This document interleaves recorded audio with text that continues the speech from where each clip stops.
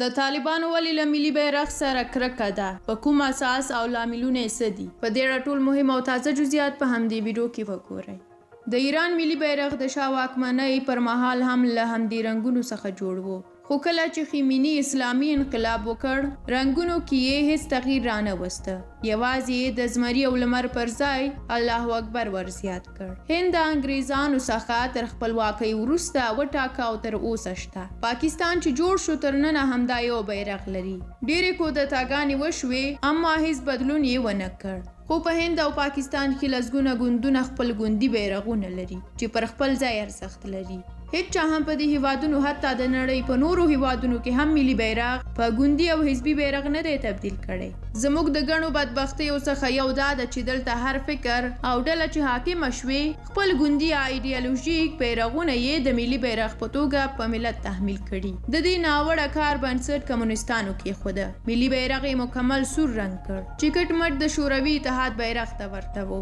که څه هم کارمل او ډاکټر نجیب تر یوه بریده پخواني حالت ته راوسته، خو رنګونه یې د عمودي پر ځای افقي ټاکل شوي وو. مجاهدینو خو چورلټ تغییر کړ، په خپل زړه یو شی د ملي بیرغ په توګه پر خلکو وروتپه. طالبانو بیا مکمل سپین. خو شل کاله وړاندې په نوي تحول سره د افغانستان بیرغ په پخواني ډول او بڼه رامنځته شو چې تر 6 میاشتې وړاندې پورې په ټول هیواد کې د یوه بارزښته ملي سمبول په توګه ورته درناوی کېده.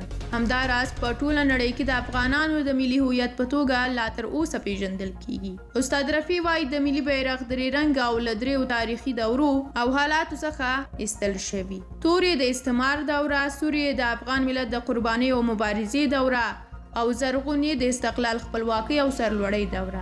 د افغانستان په ملي بیرغ کې محراب، منبر، کلمه الله اکبر او د غنمو وږی هم ځای شوی. زه فکر کوم زموږ ملي بیرغ د نړۍ د ټولو اسلامي هیوادونو له بیرغونو څخه اسلامي دی. په نورو بیرغونو کې به یوازې کلمه لیکل شوې وي، خو په دې بیرغ کې الله اکبر، منبر، کلمه دا ټول شته. هیله کوم له دې ملي او اسلامي سمبول سره داسې ناوړه او له کینې ډک چلن مه کوئ، کنې په خدای چې زیان به ووینئ. د دې بیرغ ازار وهلو والله که ښه ورځ وګورئ.